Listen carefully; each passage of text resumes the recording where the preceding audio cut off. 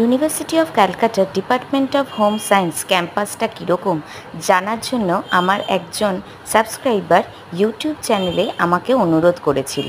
এই ভিডিওটা রইল তার জন্যই যে এই কলেজটি কী সুন্দর সবুজে ঘেরা, আর এই কলেজের ভেতরের যে পরিবেশটা সেটা সত্যিই মনোমুগ্ধকর।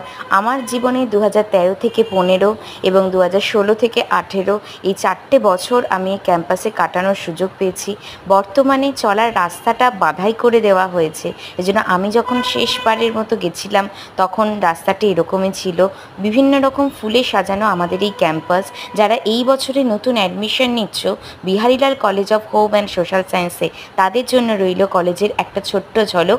বাকিটা তোমরা তোমাদের কলেজ জীবনের দীর্ঘ 4 বছরে নতুন করে উপভোগ করার সময় পাবে।